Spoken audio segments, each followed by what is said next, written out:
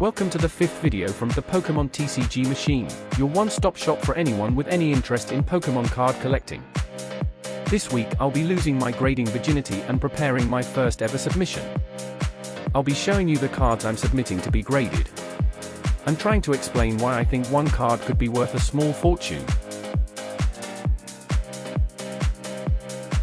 As I'm based in the UK, I'll be submitting my cards through the thesubcenter, which was formerly known as Dan's Pokestop. As this is my first time submitting, I have no experience with them, but they have by far the best reputation and a very friendly social media presence. The first major decision was to decide which grading company to send my precious cards.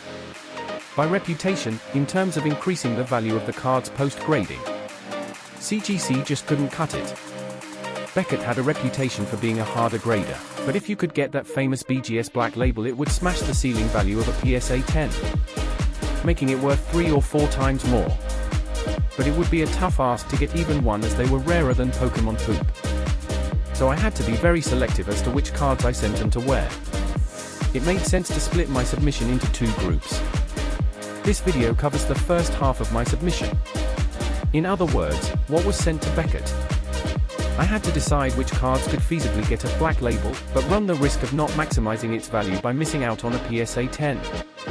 In the end, I chose these 14 cards. Iono Super Rare from Playburst. Pulled from a booster box, it looked pretty perfect to me. If I could get a minimum BGS 9.5, then that would double the value of the card. But to give you an idea of the value of that prestigious BGS black label, I'd estimate a black label version of this card would be worth around £1,000 to £1,200. The next card was the Dendra Super Rare from Triplet Beat. I also personally pulled this from a booster box. Looking at the picture now, the centering looks way off, but everything else should be minty, so I'm still hopeful of at least a 9.5. The next 2 cards are from Sealed Pack Sport from eBay. They're the Pikachu Unagabar promo cards from a few years ago. I bought a few of them for around £20 to £25 each, all sealed. They all look pretty minty to me, but I picked the 2 best looking for centering and opened them. I'm hopeful that one of these may get a black label, as they are spotless to my eyes. The next 9 cards are the Unagabar Eevee promotional cards from earlier this year. They are the Japanese promo cards, which were exclusively available from Pokemon Center Japan. Whilst not to everyone's taste, I like their simplicity. I managed to get quite a few sealed packs buying from Macari through a proxy server. Whilst they're all pretty similar in value at £20 ungraded and £60 for PSA 10. There is one notable exception. This Espeon, which is the chase card and the one I got least of, perhaps unsurprisingly. They all look really clean, so it was just a case of picking the best ones for centering in each case. But I expect these all to get a BGS 10, with maybe one hopefully getting a black label. Fingers crossed. So my final card that I'm sending to Beckett, and the card I have and ahed about the most, is this. The Pikachu Master Ball Reverse Holo from Pokemon 151.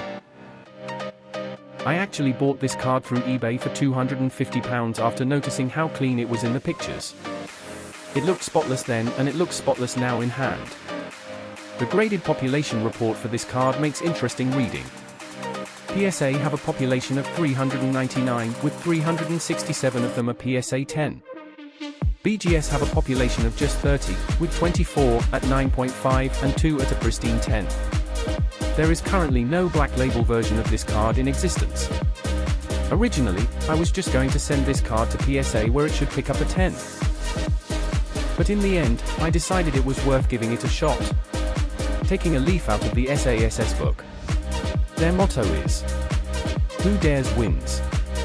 So this card is aiming to be a population of 1.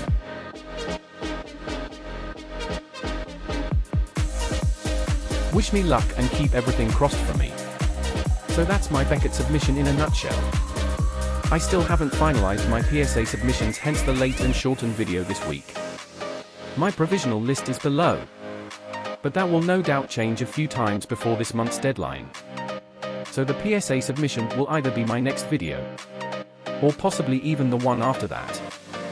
I may squeeze in an Obsidian Flames ETB opening before that.